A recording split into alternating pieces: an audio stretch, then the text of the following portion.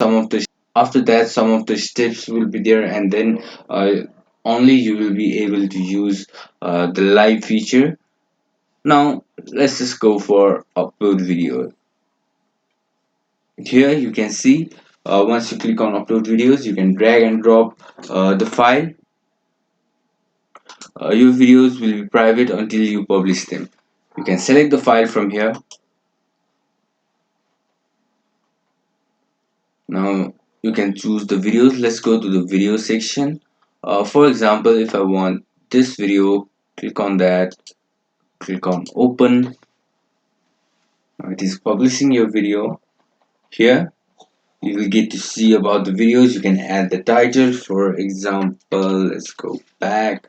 I will title this as video 1. Video is processing right here. Now the description, you can tell the viewers that what the video is about.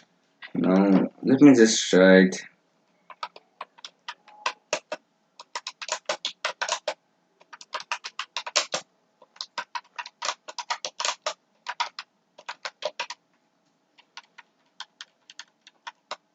also. You can use certain hashtag if you want to appear right below your video.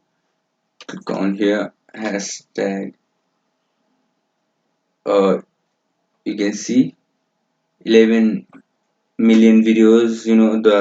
There are some suggestions for hashtag as well. You can choose the certain videos, certain hashtag. Now let's say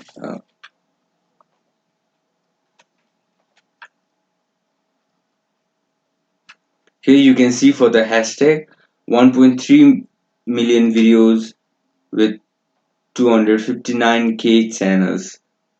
You can see the analytics for the hashtag and use the certain analytics. For now I'm using marble. If you can use more you can use more hashtags as well as you wish. Also you can make the channel description longer so that it will be easier for your viewers to know what your video is about. Now going to the thumbnail.